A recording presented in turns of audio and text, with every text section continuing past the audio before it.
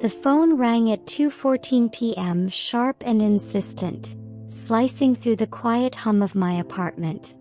Dust motes floated lazily in the afternoon sunlight, golden and serene, mocking the storm that had begun in my chest. I picked up. "Miss May," the voice said, measured and careful. "Your father left a note for you." My father had been dead for 2 weeks.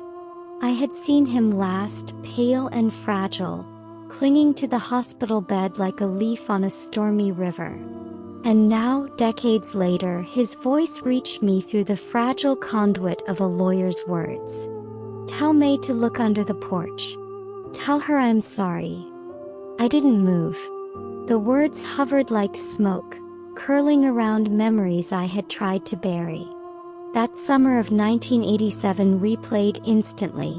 The late-night boots on the porch, the smell of motor oil mixed with something unnamed, his trembling hands on my breakfast plate, and the warning he had etched into our lives: never go near the crawl space.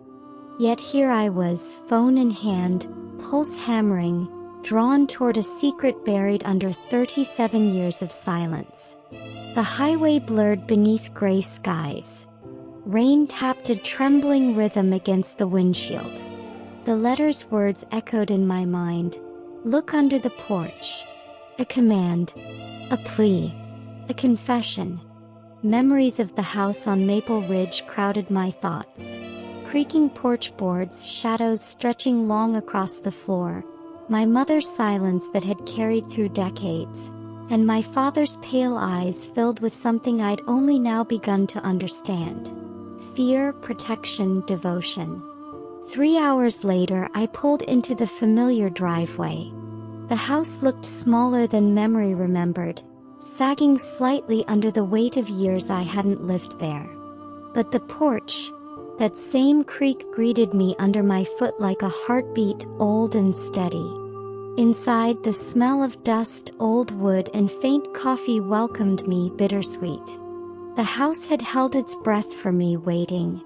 And I knew, in that pregnant quiet, that whatever lay beneath the porch had been waiting for me too. The porch boards groaned under my weight, each creak a note in a long-forgotten symphony. I knelt at the edge of the crawl space. The opening was small, dark, and menacing, a mouth hiding decades of secrets. I gripped the shovel, old leather gloves pressing against my palms. The earth was cool and stubborn. Every strike, every scoop, was an echo of that night in 1987 when my father's hands trembled, his eyes wide, warning me without words. Then a solid thunk. Not soil. Metal. Canvas. Something alive in its silence. My heart leapt. I froze. Shadows pressed closer. The night seemed to lean in, holding its breath. I brushed away damp earth. There it was. A small, heavy box wrapped in worn oilcloth and bound with rope, each knot a guardian of decades. The smell of soil, rain, and faint perfume of old paper wrapped around me. I lifted it, hands trembling, feeling the weight not just of the object but of every secret my father had carried. He hadn't been hiding shame. He had been preserving love. The rope creaked as I untied it. Inside, photographs and letters, delicate, yellowed, each page alive with a life I had never known. The first photograph caught my breath. A young woman I didn't recognize, standing in front of the house, smiling with a quiet hope. Beneath it, a folded envelope penned in my father's careful hand. "Sarah Mitchell, forgive me for what I couldn't say." The letters were a lifeline to a life erased by circumstance. Diner meetings, whispered conversations in parking lots, moments stolen in shadows, all documented in ink and devotion. My father had kept her alive in memory, even when the world had refused to see her. The night pressed closer. The porch felt small. The weight of decades pressed against my chest.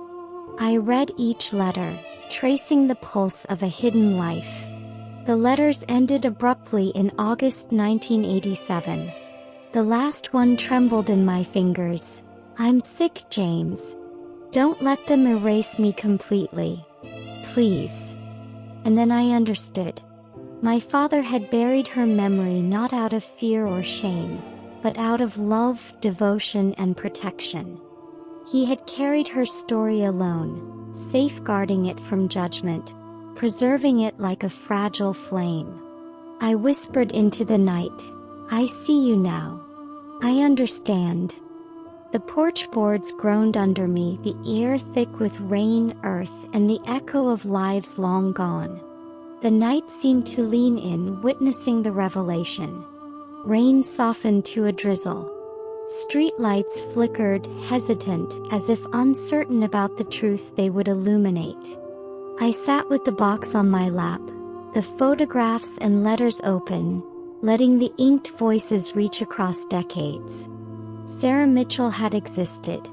My father had loved, protected, remembered. And now finally I too could honor that love. Dawn broke, pale and tentative.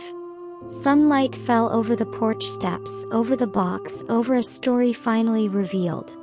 The garden beyond was wild, overgrown, but beautiful. Life leaves traces even when erased from memory. I tied the brittle string around the box, placing it carefully back beneath the porch, pressing a hand over it like sealing a vow. The morning air was witness. I whispered softly, almost to myself, "I see you, Sarah. I see you, James." The house exhaled in quiet recognition. Some secrets are hidden to protect, some truths are carried to honor, and some love refuses to die. I lingered, letting the weight of decades sink in. The box beneath the porch was heavy with memory, light with truth. The house was alive with remembrance.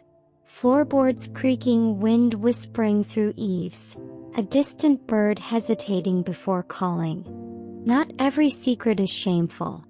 Not every buried story is evidence of wrongdoing. Some are proof of love. Love that someone else decided wasn't allowed to exist, but that survived quietly, fiercely, in the hands of those willing to remember. I stood, brushing the dust from my hands, walking slowly toward the door, carrying the story forward. Some love is too big for silence, and too precious to forget.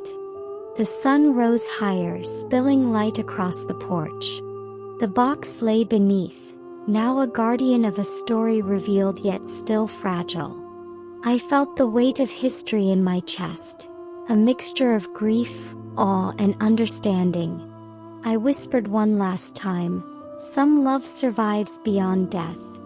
Some stories live because someone refused to let them die." The house was quiet. Dust motes danced in the morning light. The secret was safe, the truth unveiled, and a legacy of love now entrusted to me.